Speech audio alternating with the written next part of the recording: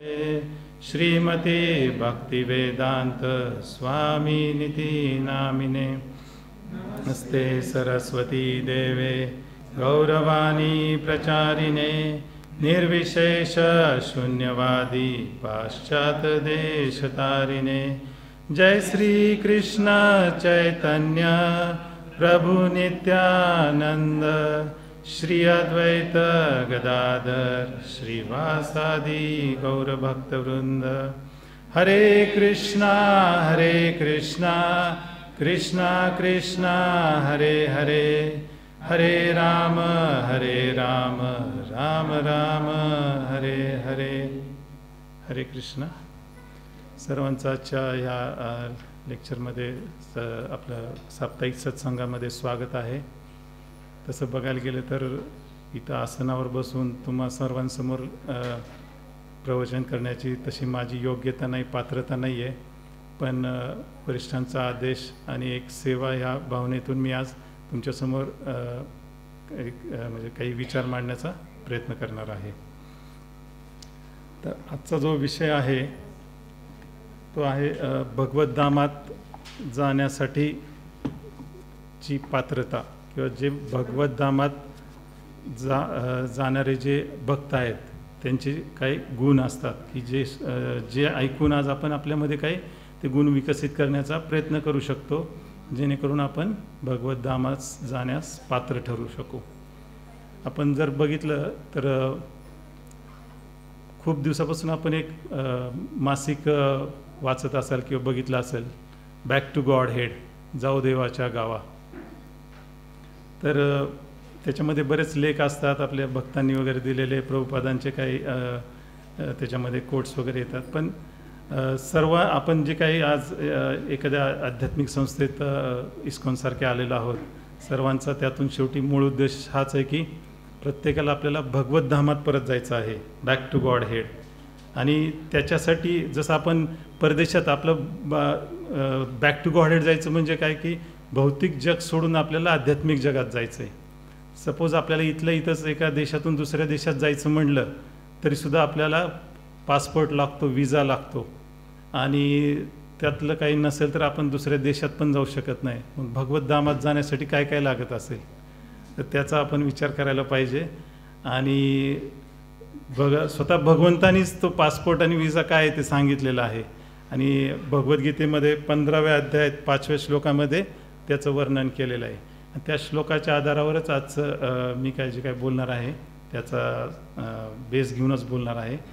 तर त्या भगवत धामात जाण्यासाठी जे काही गुण लागतात किंवा पासपोर्ट आणि विजा लागतो ते म्हणजे 5 गुण लागतात। की आपण जेव्हा भगवत धामात जाण्यासाठी विचार करू, आपण तिथं जाऊ किंवा प्रयत्न करू, तिथं आपल्याला गेल्यानंतर पहिले हे 5 आपल्यामध्ये गुण आहेत का बघितले जातील, आणि त्यानंतरच आपल्याला पुढं प्रवेश मिळणार आहे। तर 5 गुण कुठले? तर एक म्हणजे पहिला म्हणजे निर्माण मोह। निर्माण मोह म्हणजे काय? मान सन्मान मोह याच्यामधून आपली मुक्तता, की आपल्यामध्ये ती भावना नष्ट होणे। जितसंग दोष हा दुसरा। जितसंग दोष म्हणजे काय? संग म्हणजे आसक्ती, आणि आसक्तीमधून जे काही निर्माण होणारे दोष आहेत त्याच्यावरती आपण जित म्हणजे विजय मिळवणे, किंवा त्याच्यापासून ते दोष आपल्यामधून बाहेर काढणे। तिसरा गुण आहे अध्यात्मनित्य हा। अध्यात्मनित्य म्हणजे सतत, नित्य म्हणजे सतत काहीतरी आध्यात्मिक गोष्टी करणे। चौथा गुण आहे विनिवृत्त काम हा, म्हणजे आपल्या मनामध्ये जे काही इच्छा कामना असतात त्या आपल्या मनातून आपण ते निवृत्त करणे किंवा त्यांचा संबंध संपवणे। आणि 5वा शेवटचा गुण आहे सुखदुःख संज्ञे द्वंद्वय विमुक्ता, म्हणजे जे द्वंद्व आहेत, ड्युअलिटी आहे ह्या भौतिक जगामध्ये, त्याचे जे द्वंद्व आहेत त्याच्यातून आपण मुक्त व्हायचं, विमुक्त व्हायचं। तर आपण आता हे जे 5 गुण जे आता मी सांगितले, भगवंतांनी सांगितले ते ॲक्च्युली हे गुण अर्जुनाला, तर ते आपण आता थोडंसं सविस्तर त्याच्यावरती चर्चा करूया। तर पहिला गुण आहे निर्माण मोहा। निर्माण मोह म्हणजे ह्याच्यामध्ये 2 गोष्टी आहेत, मान आणि मोह, आणि नी म्हणजे याच्यापासून आपल्याला म्हणजे निवृत्त व्हायचं आहे, किंवा ते मान आणि मोह आपल्याला आपल्या मनामधून काढायचा आहे. मान म्हणजे काय तर मिथ्य अहंकार किंवा मान सन्मानाची अपेक्षा. ॲक्च्युली अहंकारामुळे आपल्याला असं वाटतं की मलाच सर्व मान मिळाला पाहिजे, आणि जेव्हा आपण स्वतःला मान प्रतिष्ठेची जेव्हा अपेक्षा ठेवतो त्यावेळेस आपण दुसऱ्यांना मान सन्मान देत नाही. जेवढ्या प्रमाणात आपण स्वतःला मान सन्मानाची अपेक्षा ठेवतो तेवढ्याच प्रमाणात आपण दुसऱ्यांना मान सन्मान कमी देतो, आणि दुसऱ्यांना म्हणजे त्याच्यामध्ये भगवंतही कधी कधी येतात. आपण जेव्हा स्वतःलाच मान सन्मान अपेक्षा करतो त्यावेळेस आपण दुसऱ्यांना देऊ शकत नाही. मग जर आपण दुसऱ्या जीवात्म्यांना जर देऊ शकत नाही तर आपण कदाचित भगवंतांनाही मान सन्मान देऊ शकणार नाही. आणि त्यामुळे आपण भौतिक जगामध्ये, कारण जोपर्यंत आपण भगवंतांना आणि भगवंतांच्या भक्तांना आपण मान सन्मान देऊ शकत नाही तोपर्यंत आपल्याला भगवत धामामध्ये आपल्याला एंट्री नाही. दुसरा त्यातला शब्द आहे मोह. मोह म्हणजे भ्रम किंवा भ्रमित होणे. भ्रमित होणे म्हणजे काय की जी गोष्ट आपली नाही ती गोष्ट आपण स्वतःची असल्यासारखं आपण मानतो. म्हणजे एखाद्याच्या आपण जर घरी गेलो आणि घरी गेल्यानंतर आपण जर म्हणलं एखाद्या त्याच्या घरातली गोष्ट की बाबा समजा टी व्ही आहे की प्रभूजी हा टी व्ही तर माझा आहे, तर तो व्यक्ती काय म्हणेल की तुम्ही भ्रमित झालात किंवा तुम्हाला भ्रम झाला आहे. म्हणजे जी गोष्ट आपली नाही आहे ती आपण आपली स्वतःची मानतो. तसंच जसं प्रभुपाद आपल्याला पहिल्या चॅप्टरपासून सांगताय की we are not this body, we are the spirit soul. आपण हे शरीर नसून आत्मा आहो. पण सदैव आपण ह्याच भ्रमात राहतो की हे शरीर म्हणजेच मी आहे. आपल्याला किती वेळाही सांगितलं आणि किती वेळा जरी ऐकलं तरी आपल्याला हा भ्रम सदैव राहतो की आपण म्हणजे हे शरीर आहे, आणि त्यामुळे आपण भगवत धामात जाण्याला आपल्याला अडचणी येतात. भ्रमाचा दुसरा अर्थ असा पण आहे की आपण रस्ता भटकतो त्यावेळेस पण आपण म्हणतो भ्रमित झालेला आहे. समजा एखादा व्यक्ती कुठेतरी चाललेला आहे ठरवाय की आता आजकाल ते गुगल मॅपवर आपण जातो आणि बरंच पुढे गेल्यानंतर सापडत नाही म्हटल्यावर आपण तिथं चौकशी केल्यावर कळतं की अरे हा पत्ता इकडंच नाही दुसरीकडेच आहे. त्यावेळेस तो पुढचा व्यक्ती आपल्याला म्हणतो की तुम्ही भ्रमित झाला. असंच आम्ही एकदा बालाजीला चाललो होतो, एक 4-5 वर्षापूर्वीची गोष्ट आहे. आणि तर गावाची नाव मला आठवत नाहीत खरं. जवळ गेलो होतो आम्ही आणि तिथं रस्ता रोको चालू होतं, मेन रोड. आम्ही चौकशी केली किती वेळ चालेल. त्यावेळेस ते मला वाटतं काहीतरी ते कुणाच तरी हत्या झाली होती का आत्महत्या केली होती, त्यानंतर ते झालं होतं. तर ते म्हणले काहीच सांगता येत नाही इथल्या लोकांचं, 1-2 तासातही निघेल नाही तर दिवस पण जाईल. मग आम्ही म्हटलं किती वेळ थांबायचं. मग आम्ही आपलं गुगल मॅप लावलं आणि अल्टरनेटिव्ह मार्ग बघितला. गेलो बराच वेळ. रस्ता छोटा का होईना पण डांबरी रोड होता, आणि एकदम पुढे गेलो कच्चा रस्ता लागला, घरही कमी दिसायला लागली, आणि नंतर अशा रोडला आलो पुढे रस्ताच नाही, दगडं अशी मोठमोठी दगडं होती रस्त्यात. मग शेवटी आम्ही उतरून पुढे गेलो. असं थोडंसं छोटंसं टेकडी होती. नंतर बघितलं तर पुढं फार मोठी व्हॅलीच होती. बापरे, म्हणजे असा कच्चा रस्ता दिसत होता त्यातही. गुगलला कुठनं तरी रस्ता पण म्हटलं हे ट्रक बिक जायचे, कदाचित ते खाणीतले ट्रक वगैरे जाण्याचा रस्ता असेल. तर असं आपण आयुष्यात भ्रमित होतो. तसं आपण ह्या भौतिक जगात येऊन एवढं भ्रमित झालेलं आहोत की नेहमी आपण ऐकतो की आपल्याला सारखं बॅक टू गॉड हेड.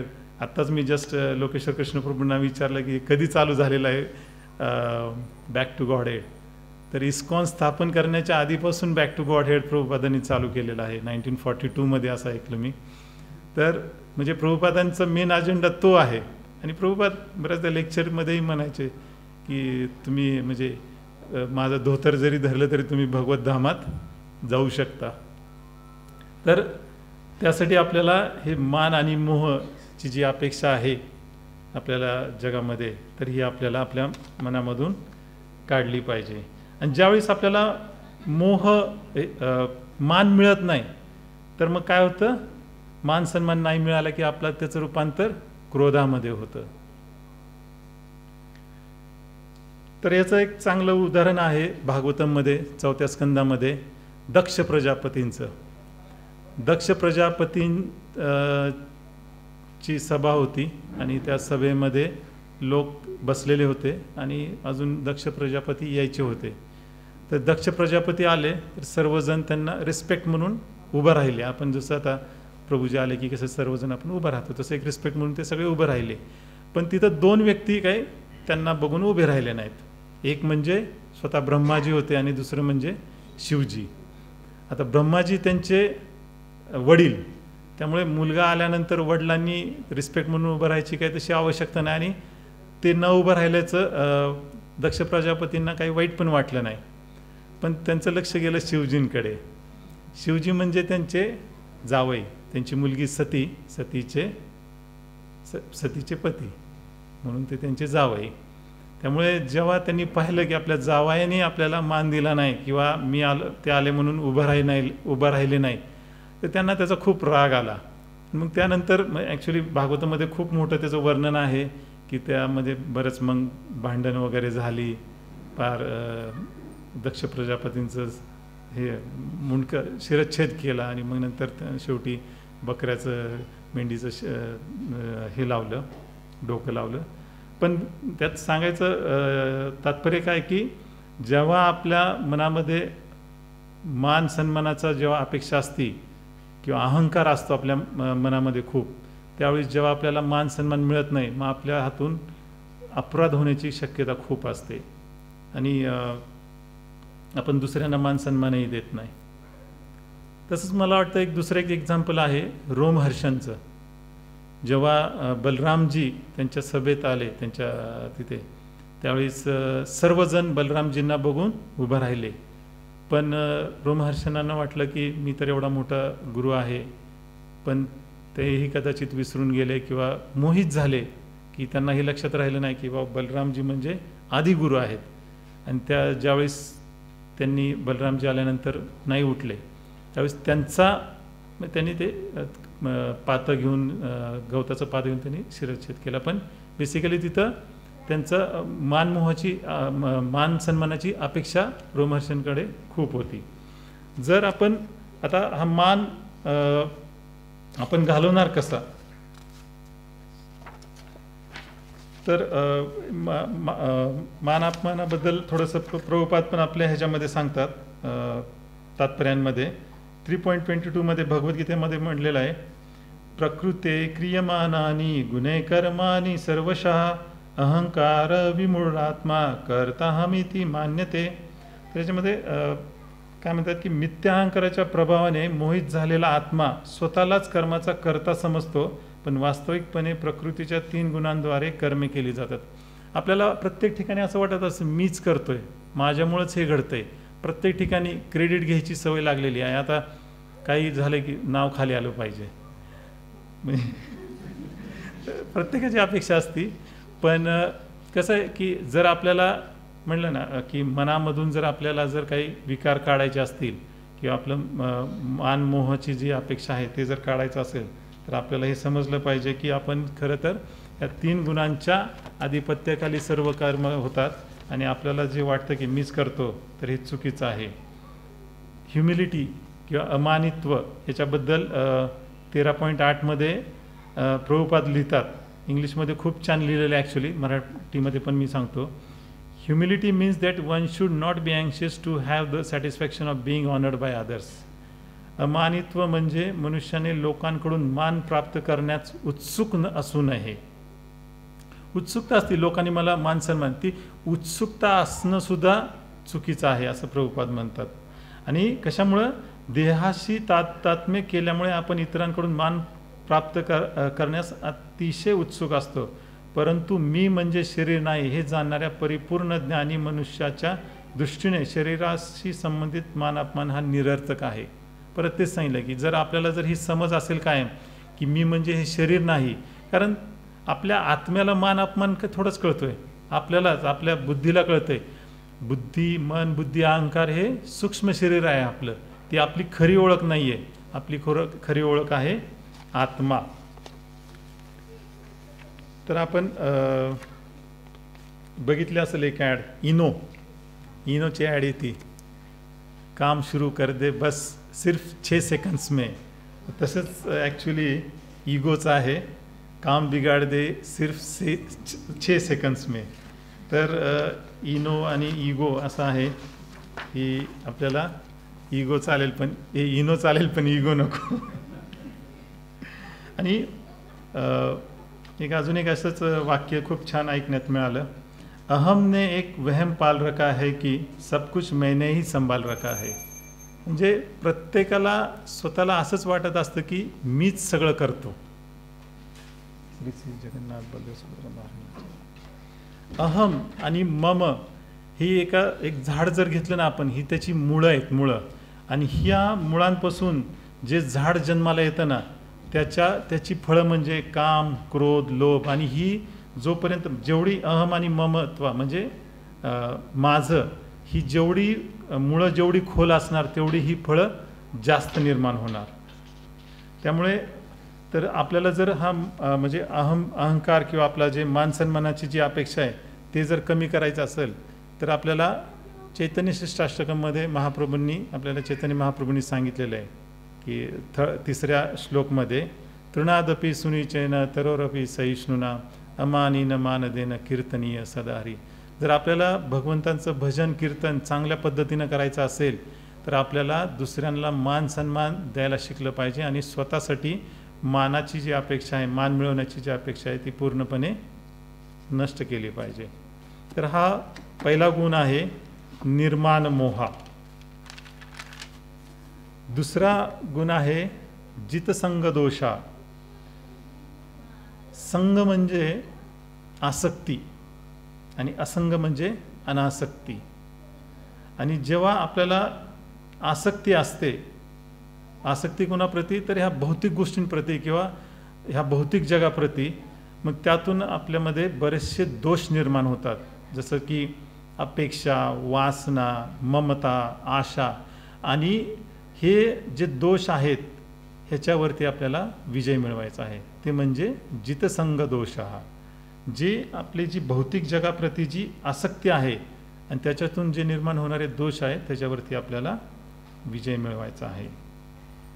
2 गोष्टी आहेत. भगवंत आहेत, आध्यात्मिक जग आहे, आणि इकडं भौतिक जग आहे आणि भौतिक गोष्टी आहेत. जेव्हा आपल्याला भौतिक गोष्टींप्रती जेव्हा आसक्ती असते किंवा आकर्षण असतं, भौतिक गोष्टींप्रती ज्यावेळेस आपल्याला आकर्षण असतं त्याला आपण आसक्ती म्हणतो. आणि आपल्याला ह्या भौतिक जगाप्रती खरं तर अनासक्ती निर्माण करायची आहे. आणि जेव्हा हेच आकर्षण आपल्याला भगवंतांप्रती किंवा भगवत धामाप्रती होतं त्यावेळेस त्याला आपण प्रेम म्हणतो. लोक प्रेमाचे खूप बऱ्याच व्याख्या करतात, पण प्रभुपाद म्हणतात की खरं प्रेम हेच आहे की आपण जे भगवंतांप्रती जे आकर्षित होतो ना तेच खरं प्रेम आहे. तर याच्याबद्दल पण ह्याच्यामध्ये भगवद्गीतामध्ये 5.10 याच्यामध्ये भगवंत स्वतः म्हणतायत, ब्रह्मण्याध्याय कर्माणी संग त्यक्त्वा करोति या लिप्यतेन स पापेन पद्मपात्रां मी वांभसा. की याच्यामध्ये भगवंत स्वतः म्हणजे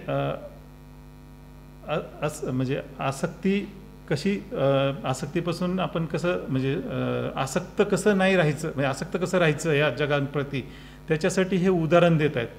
जो व्यक्ती कर्मफल भगवंतांना समर्पित करून आसक्ती न ठेवता आपले कर्म करतो तो कमलपत्र ज्याप्रमाणे पाण्यामध्ये स्पर्शिले जात नाही त्याप्रमाणे पापकर्माने प्रभावित होत नाही.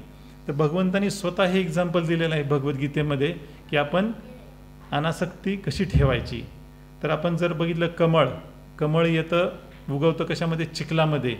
आणि कमळाचं जे पान असतं त्या पानाचं जर एक गुण बघितला, त्याच्यावर आपण जर पाणी टाकलं किंवा पावसाचं पाणी जर पडलं तर ते कधीच त्याच्यावरती असं चिटकून राहत नाही किंवा साठून राहत नाही, ओलं होत नाही ते पान. ते पाण्यामध्ये राहून सुद्धा ते पाणी कधीच धरून ठेवत नाही. त्याच्यावर आपण पाणी टाकलं की त्याला ते म्हणजे रिपेल करतं, ते कधीच त्याच्यावरती गोळा होऊ देत नाही. आणि त्याच्या विरुद्ध जर बघितलं आपण स्पंज किंवा कापूस, जेवढं टाकू आपण त्याच्यात ते ॲब्सॉर्ब करत राहतं. तर आपली परिस्थिती अशी आहे, म्हणजे माझी तरी, की किती मिळालं तरी कमीच आहे. आणि त्यामुळे कसं आहे की आपल्यामध्ये आसक्ती कधी निर्माण होणार. आपण आता हे लेक्चर देण्यासाठी मी इतक्या वेळा ऐकतोय खरं हे लेक्चर, पण असं वाटतं की ऐकलं तर असं वाटतं की ती सिम्पल आहे, पण ते ॲक्च्युअल प्रॅक्टिकली करताना आज म्हणजे मला यायच्या आधी मी एकदा ऐकावं म्हटलं लेक्चर, तेवढा पण वेळ मिळाला नाही, एवढी आसक्ती इकडची तिकडची, म्हणजे अडचणी होत्या रादर आसक्तीपेक्षा, पण ते डीपमध्ये गेलो तर ती आपली आसक्तीच आहे. आपल्याला ते सोडून येण्याची क्षमता नाही. आपल्याला असं प्रत्येक वेळेस वाटत राहतं की मी नाही तर कोण करणार. OPDमध्ये बऱ्याच पेशंटला मी विचारतो की आता आराम करा, वयस्कर लोक असतात, कामं करू नका, त्रास होतो म्हणून, कंबर गुडघे दुखतात, तर बऱ्याच जणांचं एकच मग ते हे कोण करणार, ते कोण करणार. आता इतकं म्हणजे उदाहरणं देऊन सांगावं लागतं. म्हणजे काही मी थोडी पॉलिटिकल उदाहरणं देतो की इंदिरा गांधीचं उदाहरण देतो. म्हटलं इंदिरा गांधी असताना सगळ्यांना वाटायचं की इंदिरा गांधी नाहीतर देश कोण चालवणार, तिच्यासारखं कोण चालवू शकतं, आणि म्हटलं आता तिच्यानंतरही देश चालू आहे आणि चांगला चालू आहे, काही वाईट नाही झालेलं. तसं आहे आपल्याला वाटत राहतं. आणि बऱ्याचदा म्हटलं आपल्याला वाटतं ना असं मी नाही तर कोण करणार, हे बाकीच्यांना माहिती असतं म्हणून ते काय करत नसतात. म्हटलं घरात एवढी तरुण लोक असतात, त्यांना माहिती आहे आपण नाही केलं तर हे करणारच, ह्यांचं आयुष्य त्यातच गेलेलं आहे. त्यामुळे आपण जरा थोडंसं नका करू म्हटलं. आणि कसं माहिती का, आपण करतोय कशासाठी हा तर विचार करा.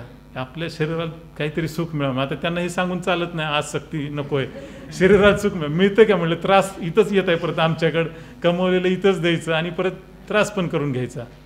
तसं आहे आपल्याला कळतं सगळं, पण त्यांना इतकं सांगूनही ते शेवटी पुढच्या वेळेस आलं ना तेच सांगतात.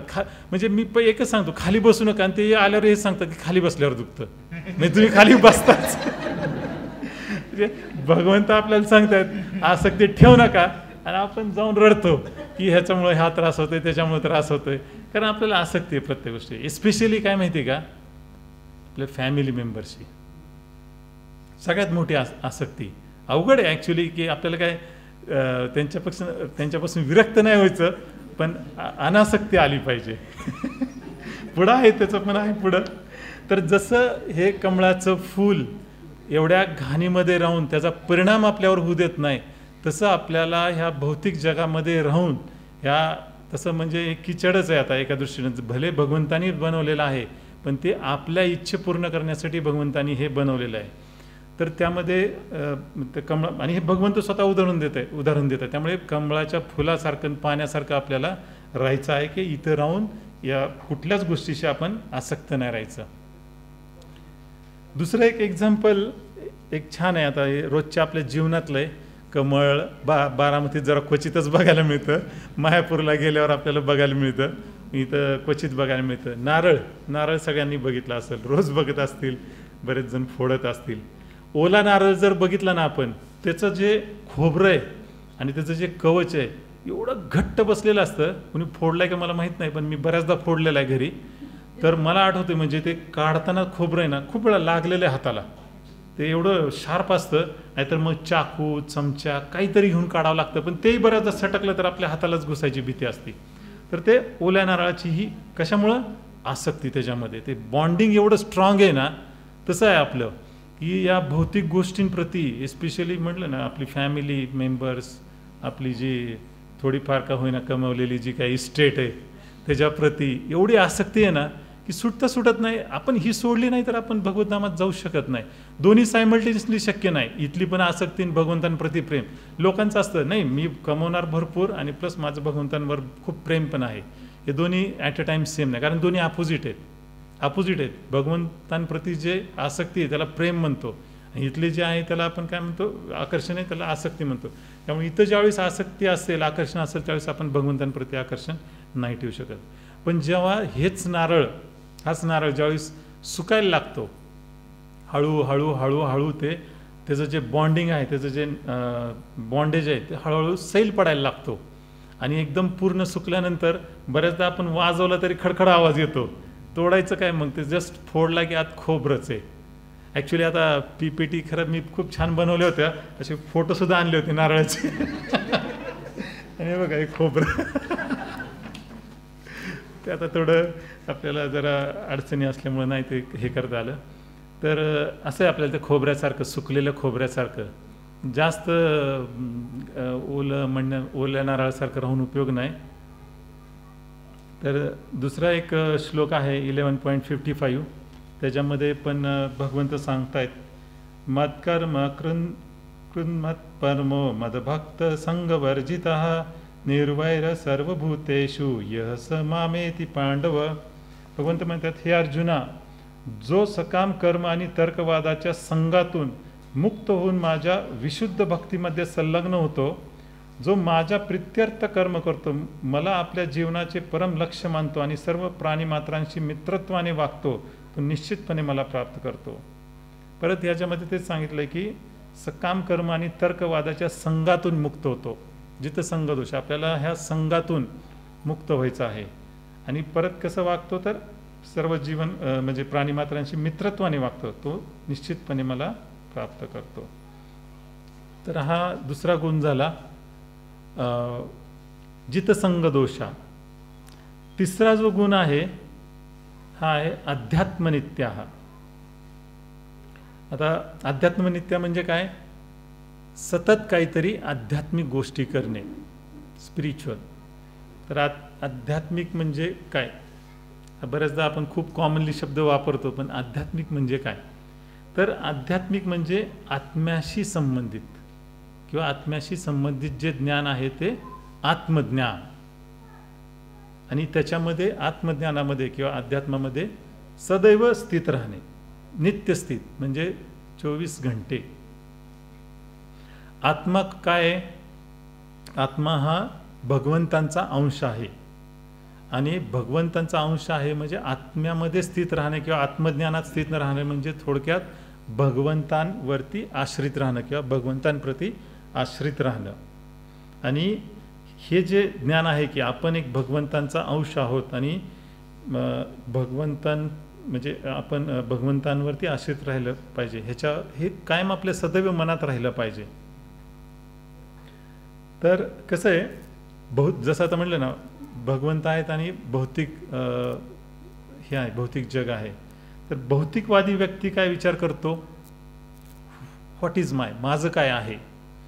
आणि अध्यात्मवादी काय विचार करतो, हू ॲम आय. जसं प्रभुपादांनी सुरुवातीपासून सांगितलेलं आहे, we are not this body, we are the spirit soul. हे आध्यात्मिक व्यक्तीचं विचार असतो. पण भौतिकवादी व्यक्ती काय विचार करतो, कारण काम करतो मी कशासाठी, मला काही ना काहीतरी मिळवायचंच आहे. काही असो, वस्तू असेल, मान सन्मान प्रतिष्ठा, जे काय असेल मिळवायचंच आहे आपल्याला. कारण आपण काही गमवण्यासाठी तर काही काम करत नाही, आपल्याला मिळवायचंच आहे. आणि ह्याचे दोन चांगले एक्झाम्पल्स म्हणजे भौतिकवादी व्यक्तीचं एक्झाम्पल म्हणजे रावण. कुबेराचं सोनं घेतलं, सगळी लंका त्या सोन्यातून बनवली. परत सीताला बघितल्यानंतर त्याला तेही वाटलं की सीता पण माझी झाली पाहिजे. तर असं प्रत्येक गोष्टीत हे म्हणजे माझं काय आहे, मला कधी मिळेल किंवा मला काय मिळेल. आणि ह्याच्यामध्ये काय उद्देश असतो की उपभोग, परत उपभोगाचीच ती आपली हे असते, विचार असतो. आणि आध्यात्मिक गोष्टी काय विचार करतो की हू ॲम आय, मी कोण आहे.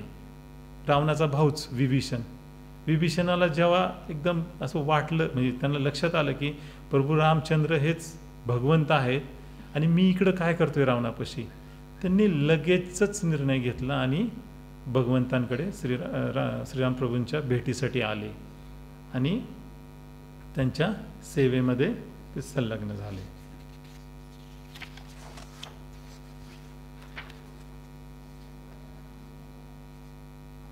तर अध्यात्मनित्य आपण राहायला पाहिजे ह्याच्याबद्दलही भगवंतांनी भगवद्गीतेमध्ये बऱ्याचदा सांगितलेलं आहे. तर 8.7 तस्मात् सर्वेषु कालेषु मामनुस्मार युद्धच. तर ह्याच्यामध्ये भगवंत म्हणतायत की हे अर्जुना, तू सदैव माझे म्हणजे कृष्ण या रूपाचे स्मरण केले पाहिजे आणि त्याच्याबरोबर म्हणजे माझं स्मरण करून तू युद्ध करायला पाहिजे. युद्ध हे त्याचं अर्जुनाचं स्वधर्म आहे. तसंच 10.10 तेषां सततयुक्तानां भजतां प्रीतिपूर्वकं ददामि बुद्धियोगं तं येन मामुपैन्ति ते. की जे प्रेमाने सतत माझी सेवा करण्यात युक्त असतात त्यांना मी असे ज्ञान देतो ज्यामुळे ते मला येऊन पोचतीलच. म्हणजे जे भगवंतांची सेवा किंवा भगवंतांना आश्रय घेऊन जे सेवा करण्यात युक्त असतात त्यांना भगवंत स्वतः ज्ञान देतात की ते भगवद्धामात येतील. म्हणजे सदैव सतत 9.14 मध्ये परत भगवंत म्हणतात, सतत कीर्तयंतो मा यतंतश्च दृढव्रता नमस्यंतश्च मा भक्त्या नित्ययुक्ता उपासते. सतत माझे कीर्तन करीत, दृढ निश्चयाने प्रयत्न करीत आणि मला वंदन करीत भक्तिभावाने नित्य माझी उपासना करतात. महात्माजनांबद्दल बोलतायत की सदैव आपण काही ना काहीतरी आध्यात्मिक गोष्टी केल्या पाहिजेत. पण आता आपल्याला 24 तास सतत म्हणजे 24 तास आपल्याला करणं शक्य आहे का? प्रॅक्टिकल आहे का? नाही. कारण आपण झोपण्यामध्ये बाकी काम करण्यामध्ये इतका वेळ जातो, आपण सतत तर शक्य नाही. आपल्याला प्रभुपादांनी 16 माळा जप करायला सांगितलं आहेत सकाळी ॲट अ टाईम, म्हणजे एका वेळेस. तर आपल्याला त्याच्यासाठी बऱ्याचदा सकाळी, थोड्या दुपारी किंवा संध्याकाळी असं करतो आपण. शक्य असेल त्यावेळेस करतो आपण सकाळी, पण ह्या बाकीच्या गोष्टी करण्यासाठी आपल्याला खूप वेळ जातो. तर विश्वनाथ चक्रवर्ती ठाकूर म्हणतात, सततम म्हणजे रोज काही ना काहीतरी आपण आध्यात्मिक कार्य करायला पाहिजे. जसं की नामजप आहे, कथा आहे, श्रवण आहे, लेक्चर्स ऐकताय किंवा बुक रिडिंग आहे प्रभुपादांनी दिलेलं. तर हे काही ना काहीतरी आपल्याला करायला पाहिजे. आपल्या भौतिक गोष्टी जरी आपल्या चालू राहिल्या तरी बॅकग्राऊंडला कुठेतरी आपल्या डोक्यात आध्यात्मिक चेतना असली पाहिजे. आपल्या संस्थेचं नाव आहे ISKCON, international society for Krishna consciousness, Krishna Bhavanamrita Sangh. तर भावना, चेतना आपली कायम कृष्ण भावनामृत असली पाहिजे. त्याला एक एक्झाम्पल आहे, म्हणजे आपण ड्रामा करतो. ड्रामा, देशपांडे नाना नाही आहेत. ड्रामा करताना आता वेगवेगळे रोल करतात सगळेजण. कुणी कृष्णाचा रोल करतंय, कुणी शिशुपालचा करतंय. ते काय आपण खरंच म्हणजे ज्यावेळेस रोल करतो आपण त्या भावनेनेच करतो की जसं काय आपण तेच आहोत. पण आपल्याला बॅक ऑफ माइंड असं माहिती असतं की मी तो नाही आहे. आपल्याला ते आपलं मूळ स्वरूप माहितीच असतं. तसं आपल्याला आपण जे भौतिक ज्या गोष्टी आहे, आपले कामं करत असतो, कर्म करत असतो, त्यावेळेस भले आपलं काही जे काही काम, आता ओपीडीत आहे, पेशंट बघतोय, सगळं चाललंय, पण जी आपली जी चेतना आहे ती कायम ती राहिली पाहिजे की आपण एक म्हणजे भक्त आहोत आपण, किंवा भक्त होण्याचा प्रयत्न करत आहोत. आपली चेतना कायम आध्यात्मिक राहिली पाहिजे. आणि याचं सगळ्यात बेस्ट एक्झाम्पल म्हणजे ज्या व्रजमधल्या ज्या गोपी आहेत, वृंदावनातल्या ज्या गोपी आहेत, तर त्या शुकदेव गोस्वामी गोपींचं वर्णन करताना श्रीमद भागवतममध्ये त्यांचं वर्णन अशा पद्धतीने करतात. या दोहने वहने मथनोपलेप प्रेंखेंख नारभरुती दितोक्षण मार्जनादो गायंती चैन मनोरुक्त धियो श्रुकंठ्यो धन्य व्रज स्त्रिय उरुक्रम चित्तयाना. तर याच्यामध्ये त्यांनी वर्णन केलेलं आहे की गोपी ज्या आहेत ह्या गावामधल्या, खेड्यामधल्या एक साधारण स्त्रिया आहेत. आध्यात्मिक दृष्ट्या नाही, पण भौतिकदृष्ट्या आपण जर बघितलं तर एक साधारण स्त्रिया आहेत. आणि ते काय कार्य करतायत तर दोहने म्हणजे गाईचं दूध काढतायत, किंवा वहनने म्हणजे इंग्लिशमध्ये त्याला फ्लॅशिंग द ग्रेन्स म्हणतात. म्हणजे आपण जे सूप घेतो ना, सुपामध्ये पाखडणे आपण गहू, ज्वारी किंवा शेंगदाणे भाजलेले असे पाखडतो.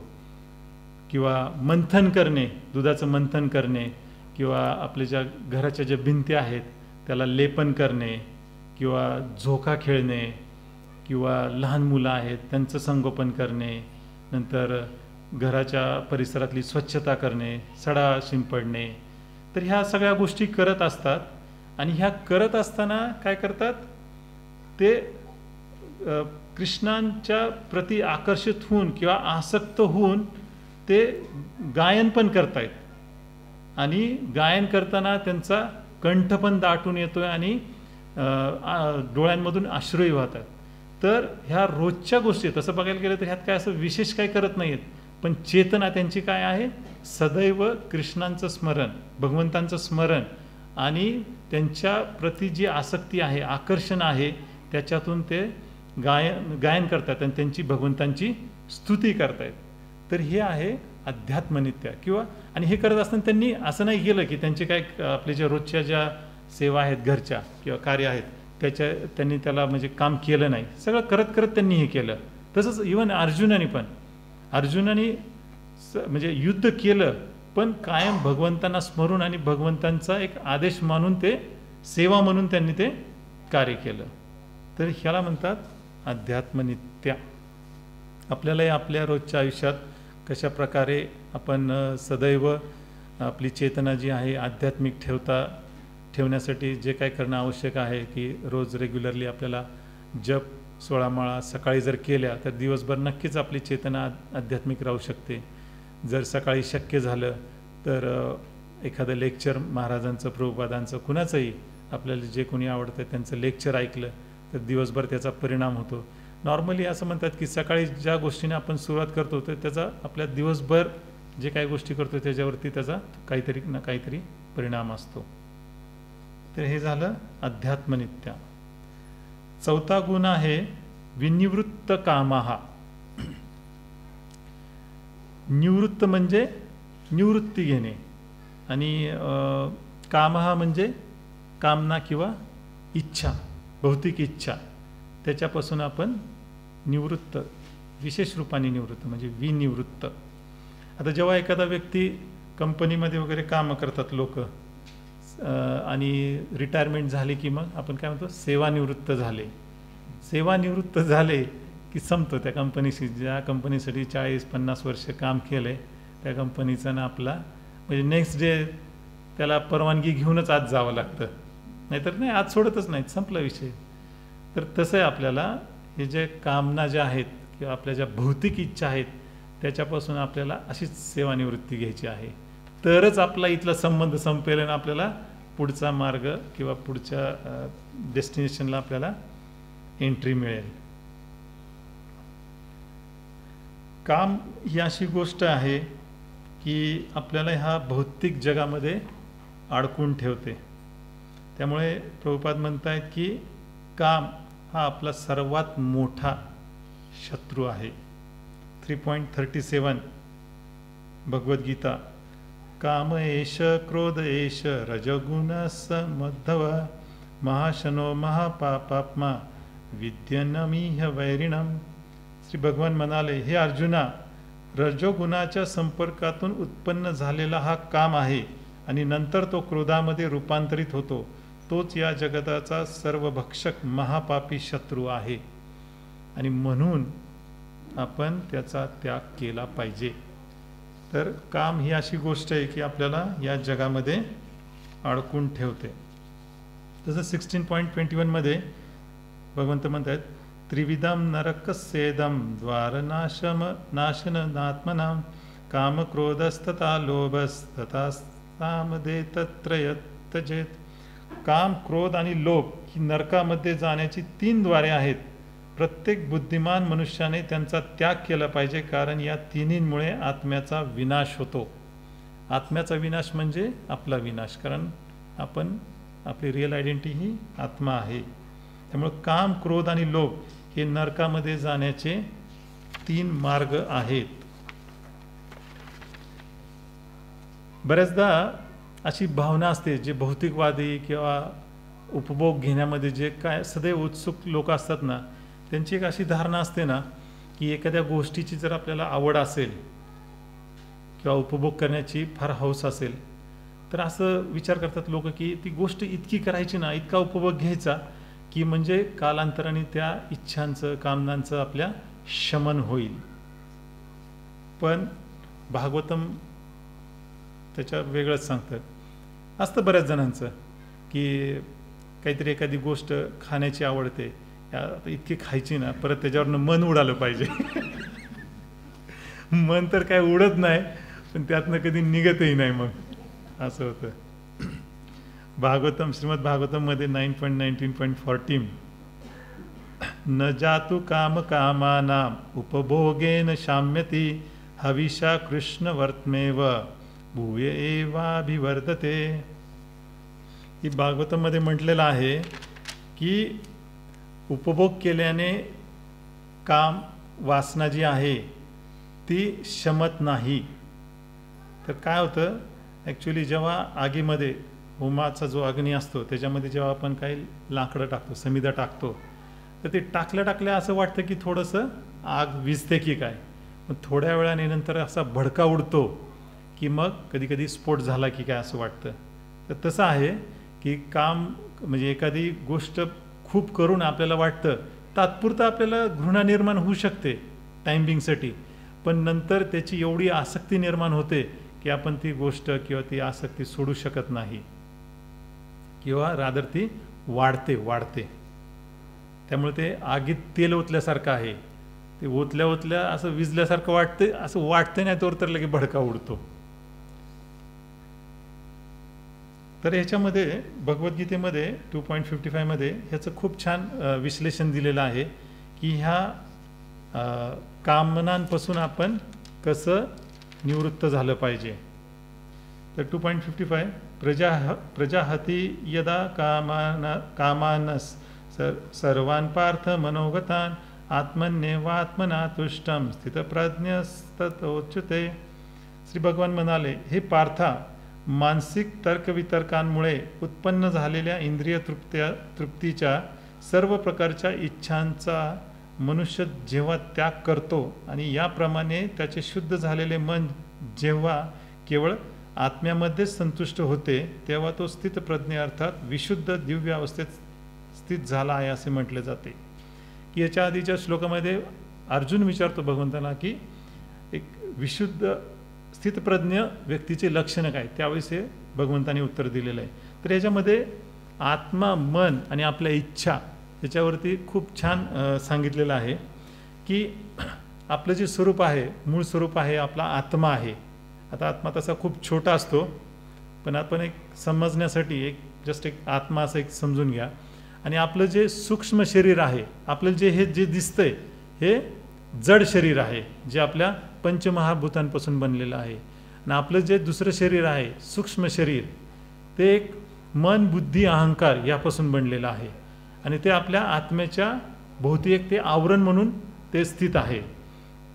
तर आपला आत्मा आहे, त्याच्यावरती हे सूक्ष्म शरीर आहे, आणि आपल्या इच्छा आहेत किंवा कामना आहेत. ह्या ज्या कामना आहेत ते कशाप्रती आहेत, तर त्या असतात आपल्या भौतिक गोष्टींप्रती असतात कामना. कारण आपल्याला जे इंद्रिय, जे आपल्या ज्या आहेत इंद्रिय, यांना जो आनंद मिळणार आहे हा इंद्रिय वस्तूंपासूनच मिळणार आहे, भौतिक गोष्टींपासून मिळणार आहे. त्यामुळे ज्यावेळेस आपल्या मनामध्ये आपल्याला काहीतरी करण्याची इच्छा होते, भौतिक उपभोगाची जेव्हा इच्छा होते, तो विचार आपल्या मनामधून येतो. पण आपल्याला काय वाटतं की तो माझ्या आत्म्यामधून आलेला आहे. पण तसं नसतं, आपल्या हा मनात विचार येत असतो. आणि जर आपण बघितलं, ह्या भौतिक वस्तू ज्या आहेत ह्या शाश्वत नाही आहेत, तात्पुरत्या आहेत, टेम्पररी आहेत, त्या आज ना उद्या नष्ट होणार आहेत. मग जर भौतिक गोष्टी जर शाश्वत नाही आहेत, तर त्याच्या प्रती जी होणारी आपली जी इच्छा आहे किंवा कामना आहे, आपली जी कामवासना आहे, ती सुद्धा शाश्वत नाही आहे, अशाश्वतच आहे, तात्पुरतीच असते. प्रॉब्लेम काय आहे की आपण ती शाश्वत समजून आणि आपल्याला वाटतं की ती गोष्ट केल्यानंतरच आपल्याला खरा आनंद मिळणार आहे, ह्या भ्रमातून आपण ती गोष्ट करायला जातो. वास्तविक तसं नसून आपण फक्त काय करायला पाहिजे, ती जी भावना आपल्या मनामध्ये, इच्छा जी निर्माण झालेली आहे, कामना जी निर्माण झालेली आहे ना, ती तात्पुरती का होईना सहन करायला शिकलं पाहिजे. सहनशीलता आली पाहिजे आपल्यामध्ये. ज्यावेळेस आपण सहन करायला शिकू ना एखादी ती इच्छा, थोड्या वेळानंतर असं वाटतं की आपण जे केलं ते योग्यच केलं. आणि जेव्हा मग ते आध्यात्मिक विचार येतात त्यावेळेस लक्षातही येतं की आपण हे चुकीचंच कार्य करणार होतो. आणि पण कसं आहे की मन जे आहे, मनाला तर संतुष्ट केलं पाहिजे. मग आता भौतिक गोष्टींपासून आपण मन दूर करणार, मग मनाची संतुष्टी कशी? हे जे मन आहे कुठल्या तरी वस्तूवर केंद्रित झालेलं आहे आणि त्यातून त्याला आनंद मिळण्याची अपेक्षा आहे. मनाला तर संतुष्ट केलं पाहिजे, पण मन संतुष्ट कशामध्ये होतं? आत्म्यामध्ये. का? तर जीवेर स्वरूप आहे कृष्णेर नित्यदास. आत्मा जो आहे हा परमात्माचा अंश आहे. आणि जेव्हा आत्मा हा परमात्म्यावर स्थित होतो किंवा आश्रित होतो, परमात्म्याकडे जेव्हा आपण आकर्षित होतो, त्यावेळी जो आनंद मिळणारा आहे आपल्याला, तो खूप मोठा आनंद असतो.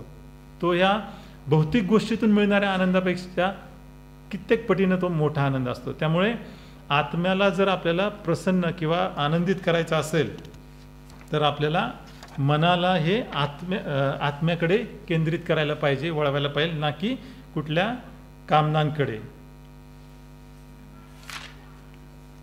तर हे आहे विनिवृत्त कामः. तर ह्याच्याबद्दलही श्रीमद भागवतममध्ये एक एक्झाम्पल आहे. एक अवधूत ब्राह्मण होते, त्यांचे 24 गुरु होते. त्यामध्ये एक गुरु म्हणजे एक वेश्या होती. तर आता आपल्याला वाटेल की वेश्या कोणाची कशी काय गुरु होऊ शकते. तर कसं आहे की म्हणजे ज्यांच्याकडून आपण काही शिकू शकतो त्यांना आपण आयुष्यामध्ये आपण गुरु मानलं पाहिजे. त्यामुळे ते अवधूत ब्राह्मणांची ते एक गुरु होत्या. तर ती एकदा म्हणजे सजून वगैरे अशी एकदा चौकात उभी असते आणि बराच वेळ पालटतो, रात्र होती पण कुणी येत नाही तिच्याकडे. त्यावेळेस तिला साक्षात्कार होतो आणि ती विचार करायला लागते की मी कोण आहे आणि मी काय करते इथं. आणि त्यातून ती हा श्लोक आहे, संतं समीपे रमणं रतिप्रदं वित्तं प्रदं नित्यमिमं विहाय अकामदं दुःखभयादिशोक मोहप्रदं तुच्छमहं भजे ज्ञा. की ज्यामध्ये म्हणते की ती की जे भगवंत आहेत हे आपल्या इतके जवळ आहेत. आपण बघितलं ना की आपण एक म्हणजे मन बुद्धी अहंकार आपलं हे सूक्ष्म शरीर आहे आणि ते आत्म्याच्या वरती आहे. आत्मा हा परमात्म्याचा अंश आहे. म्हणजे त्यांचं एवढं जवळ नातं आहे पण आपल्याला तरीसुद्धा समजत नाही की भगवंत आपल्या इतके जवळ आहेत. रमणम म्हणजे खूप आकर्षक आहेत, खूप प्रेम प्रदान करतात, आपल्याला ऐश्वर्य संपत्ती प्रदान करतात. तर अशा भगवंतांचा मी त्याग केलेला आहे आणि कुणाचा संघ किंवा कुणाची सेवा करते मी, म्हणजे अशा लोकांची सेवा करते की जी माझ्या कामनांचं म्हणजे माझ्या इच्छा पण पूर्ण करू शकत नाही. आणि त्याच्यापेक्षा जास्त काय तर दुःख भयादी शोक, दुःख भय शोक मोह मला प्रदान करतायत, भ्रमित करतायत. अशा तुच्छ लोकांची मी सेवा करण्यामध्ये लागलेली आहे. तर बऱ्याचदा आपलं असंच होतं की ॲक्च्युली आपण नको त्या गोष्टीसाठी वेळ देतो, त्याच्यामध्ये आसक्ती दाखवतो आणि त्याची सेवा करण्यामध्ये आपला वेळ घालवतो. पण जे आपले खरं जे भगवंत आहेत, जे आपले सदैव आपल्या बरोबर असतात, आपल्याला सगळ्या गोष्टी ते प्रोव्हाइड करतात, तर त्यांचं आपण खरं सेवा केली पाहिजे आणि सतत सेवा केली पाहिजे, नित्य सेवा करायला पाहिजे. आपण जर बघितलं ना की जसं आपल्याला प्रभुपादांनी इस्कॉनमध्ये यम नियम घालून दिलेले आहेत. नियम म्हणजे काय, काही गोष्टी करायच्या, आणि यम म्हणजे काही गोष्टी करायच्या नाहीत. तर आता तिसरा जो गुण सांगितला अध्यात्मनित्या, आणि चौथा जो गुण सांगितला जितसंग दोषा. अध्यात्मनित्या म्हणजे काय, काय करायचंय म्हणजे नियम, आणि जितसंग दोषा म्हणजे यम, काय करायचं नाही. तर हे चौथा पॉइंट झाला आपला जितसंग दोषा. आणि शेवटचं आणि पाचवं जे आपल्याला क्वालिफिकेशन पाहिजे आध्यात्मिक जगतामध्ये जाण्यासाठी, ते म्हणजे सुख दुःख संज्ञे द्वंद्वय विमुक्ता. द्वंद्व म्हणजे काय की ड्युॲलिटी. या भौतिक जगामध्ये जर पाहिलं तर ड्युॲलिटी आहे. सुख आहे तर दुःख आहे, गार आहे तर गरम आहे, जीत आहे तर पराजय जय पराजय आहे. तर असं प्रत्येक गोष्टीमध्ये द्वंद्व आहे. तर या द्वंद्वांपासून आपल्याला मुक्त व्हायचं आहे. ते मुक्त झाल्याने काय काय काय आपल्यावर परिणाम होऊ शकतो, काय काय आपल्या आयुष्यात बदल घडू शकतात, ते काही श्लोकामध्ये भगवंतांनी स्वतः सांगितलेलं आहे. 2.14 मध्ये मात्र स्पर्शास्तु कौंतेय शीतोष्ण सुख दुःखदा आगमापायिनो नित्यास्तिस्तक्ष्व भारता. हे कौंतेया, तात्पुरती उत्पन्न होणारी आणि कालांतराने विनाश पावणारी जी सुखे दुःखे आहेत ती हिवाळा व उन्हाळा यांच्या येण्या जाण्याप्रमाणे आहेत. हे भरत वंशजा, ती सुखे दुःखे इंद्रियांना होणाऱ्या जाणीवेपासून निर्माण होतात आणि मनुष्याने ते क्षुब्ध न होता सहन करण्यास शिकले पाहिजे. खूप छान सांगितलेलं आहे की आपल्याला ह्या सुख दुःखांपासून किंवा द्वंद्वांपासून विमुक्त व्हायचंय. आणि हे कशामुळं होतात आपले हे द्वंद्व? तर इंद्रिय आणि इंद्रिय वस्तू जेव्हा एकत्र येतात तेव्हा द्वंद्व निर्माण होतात. आणि ते कसं आहे तर हिवाळ्यापासून येतात जातात. तर आपण जसं मगाशी म्हटलं तसं सहन करायला शिकलं पाहिजे, नाहीतर मग त्याच्यामध्ये आपलाच नाश होतो. 2.38 मध्ये परत सांगितलेलं आहे, सुख दुःखे समे कृत्वा लाभालाभो जयाजयो ततो युद्धाय युज्यस्व नैवं पापम वापससी. जसं सुख दुःख आहे, लाभ अथवा हानी, जय अथवा पराजय याचा विचार न करता तू युद्धासाठी म्हणून युद्ध कर. असे केल्याने तुला पाप लागणार नाही. लोकांना पापाची भीती असते, पाप होऊ नये म्हणून, म्हणजे पाप होऊ नये याची काळजी घेतात, पण होतच राहतं आणि मग काहीतरी त्याच्यावरती पापाचा परिणाम कमी व्हावा म्हणून परत काहीतरी शांती वगैरे करत बसतात. तर भगवंत स्वतः सांगतायत की भगवंत म्हणतात की ह्या सगळ्याचा विचार न करता तुम्ही, म्हणजे अर्जुनाला सांगतायत युद्धासाठी युद्ध कर. म्हणजे काय, जे भगवंतांनी सांगितलंय ते तुम्ही करा. ते केलं तर आपल्याला पाप लागणार नाही. तसंच 2.15 मध्ये सांगतायत, यही न व्यथयंतन्ते पुरुषम पुरुषर्षभ समदुःख सुख धीरम सोमृतत्वाय कल्पते. हे पुरुषश्रेष्ठ अर्जुना, जो मनुष्य सुख आणि दुःख यांनी विचलित होत नाही आणि दोन्ही अवस्थांमध्ये स्थिर असतो तो मोक्ष प्राप्तीसाठी निश्चितपणे योग्य आहे. बघितलं का, लोक मोक्षासाठी काय काय करतात. इथं भगवंत म्हणतायत की फक्त सुख दुःख ह्याच्यामध्ये विचलित न होता स्थिर राहायला पाहिजे. जर आपण ह्या ड्युअलिटी जे आहेत, द्वंद्व आहेत, सुख दुःख जय पराजय जे काय आहे, त्याच्यामध्ये फक्त आपण जर विचलित न होता स्थिर राहिलो तरी आपण काय म्हणतात मोक्ष प्राप्तीसाठी निश्चितपणे योग्य आहे. भगवत धामात जाण्यासाठी आपण आपली योग्यता निर्माण होते. तर सुख आणि दुःख याच्यावर कधी विचार केलाय का कोणी? आता आम्ही काय माझ्या मित्रांबरोबर आमच्या अशा डिबेट्स व्हायच्या, डिबेट्स कॉलेजमध्ये असताना, तर त्याच्यावरती एकदा डिबेट झाली होती सुखाबद्दल. पण त्यावेळेस काही इसकांशी संबंध नव्हता. त्यावेळेस असंच आमचं कन्क्लुजन आलं होतं की बाबा टेम्पररी आहे सुख जे आहे ते, आणि एखाद्या काय म्हणतात त्याला परिस्थितीशी अनुरूप आहे, म्हणजे परिस्थितीशी मुळात निर्माण होणारी ती भावना आहे. एक सापेक्ष आहे की एखादी गोष्ट आत्ता जी सुखाची वाटत नाही तीच गोष्ट गरज असताना मिळाली तर असं वाटतं की किती आनंद मिळाला असं वाटतं. तसं आहे. त्यामुळे सुख म्हणजे काय नक्की, तर सुख म्हणजे अनुकूल परिस्थिती आणि दुःख म्हणजे प्रतिकूल परिस्थिती. आपल्या जर आयुष्यात बघितलं ना, त्यामुळं कुठल्या गोष्टींना आपण असं सांगू शकत नाही की ही झालं म्हणजे सुख, ते झालं म्हणजे दुःख, असं काहीच नाही. आपल्याला भौतिक भौतिक गोष्टी किंवा भौतिक उपभोगाच्या दृष्टीने जर बघितलं, त्याला अनुकूल जे आहे ते सगळं सुख आहे आपल्याला. आता आपण कशाने सुखी होतो? पैसे मिळाले की माणूस पगार होणार म्हणलं की खुश होतो का? काय असतं असं काय वेगळं? दर महिन्याला होतो, पण कारण त्याच्यातून आपल्या बऱ्याच गोष्टी उपभोगाच्या होणार असतात. आपण म्हणतो माझं म्हणजे जीवनच त्याच्यावर अवलंबून आहे, पण जीवनातलं काय असतं तर उपभोगाच्याच गोष्टी, खायचं प्यायचं, बाकी जे काय आहे. नाही तर त्या मायनस केलं तर त्या पगाराचं काय करणार आहे आपण? आणि प्रतिकूल परिस्थिती, मग लॉकडाऊन पडला, लोक त्रस्त झाले होते. का बरं? घरात काय कुणी त्यांना मारत होतं का काय टोचवत होतं, बरं बाहेर पडल्याने मृत्यूचा धोका होता तरी घरात बसायची का बरं त्रास वाटत होता? कारण उपभोगाचे मार्ग बंद झाले होते. हॉटेल बंद, बाकी म्हणजे बऱ्याच गोष्टी बंद, फिरणं बंद, टुरिझम बंद. खूप अडचण झाली लोकांची. 1 वर्ष घरात बसून राहायचं फिरणाऱ्या लोकांना किती अवघड गेलं तुम्हाला काय माहिती. यात्रा कमिटीला विचारा तुम्ही.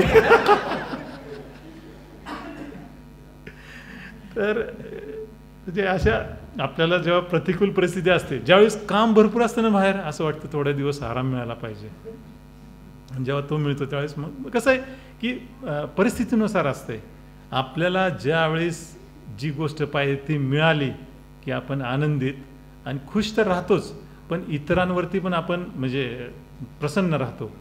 पण आपल्याला काही गोष्टी नाही मिळाल्या, प्रतिकूल परिस्थिती झाली, त्या परिस्थितीमुळे तर दुःखी होतं, पण ज्यांनी निर्माण केली त्यांच्याकडेही मग आपलं होतं, बघतोच तुला.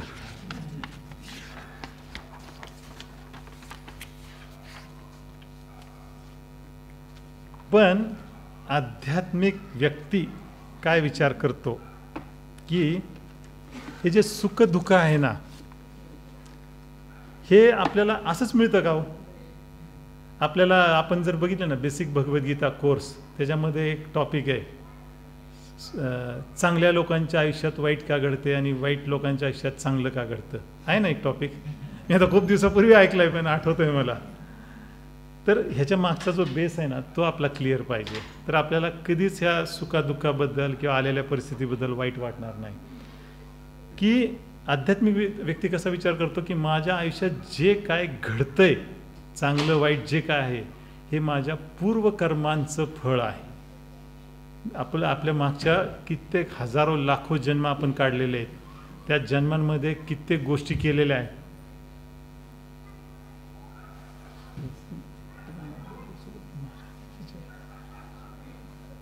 तर आपण भरपूर पूर्वजन्म घालवलेले आहेत.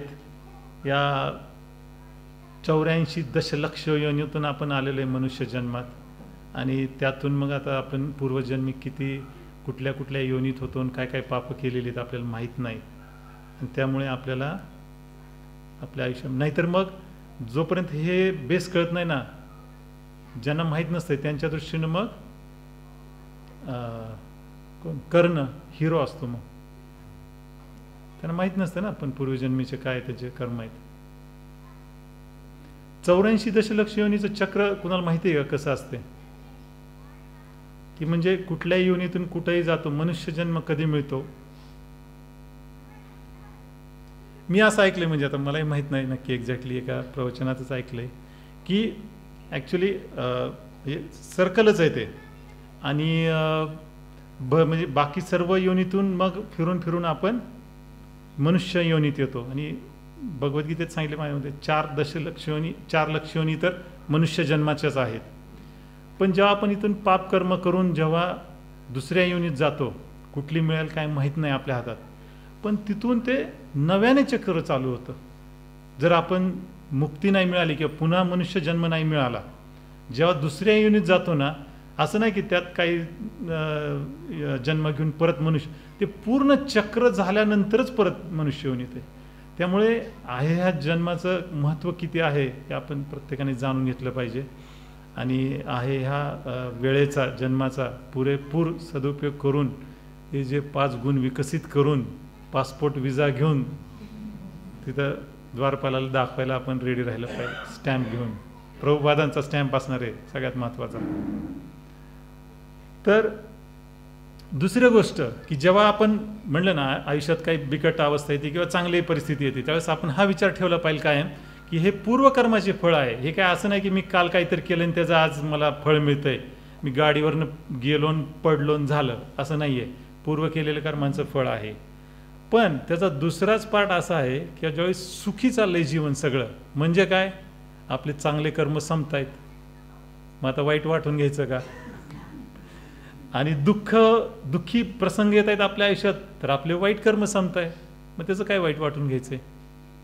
मला वाटतं 2 वर्षापूर्वी न्यू इयरचं लेक्चर होतं नामसेवा प्रभूंचं, त्यामध्ये त्यांनी ही छान कन्सेप्ट सांगितली होती.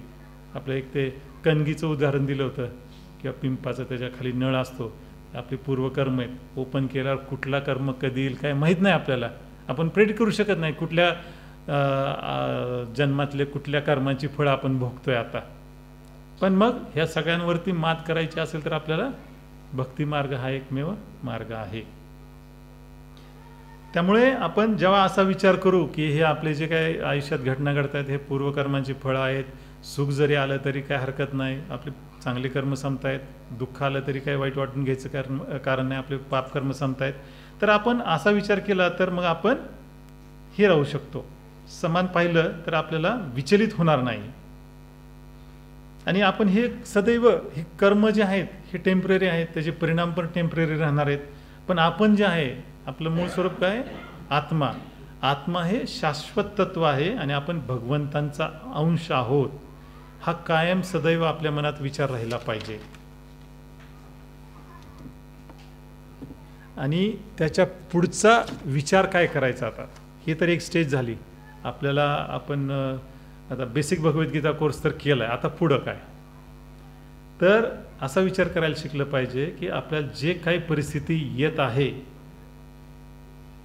ती म्हणजे भगवंतांनी आपल्यावर केलेली कृपा आहे किंवा आपल्याला भगवंताने दिलेला एक प्रसाद म्हणून ते आपण पाहिलं पाहिजे.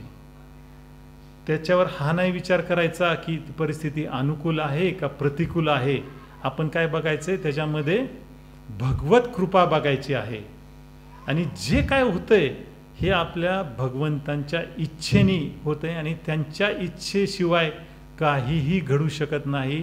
आपल्या ह्या जगामध्ये एक झाडाचं पानसुद्धा हलू शकत नाही. तर आपल्या आयुष्यात होणाऱ्या घटना ह्या आपण आपल्यामुळेच घडतायत असा का विचार करायचा. जे काय घडतंय ते भगवंतच घडवून आणतायत.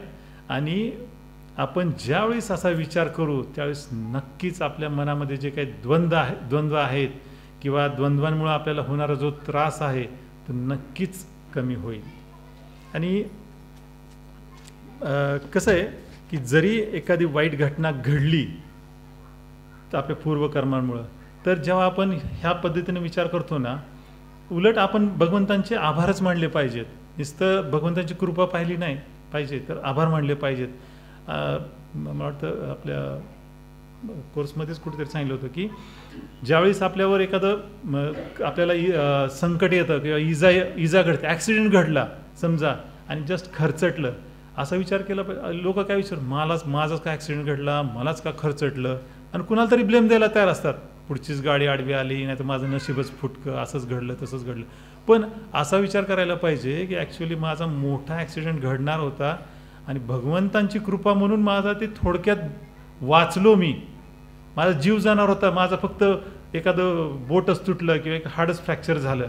असं जर विचार केला तर आपल्याला कधीच म्हणजे कशाचा त्रास होणार नाही.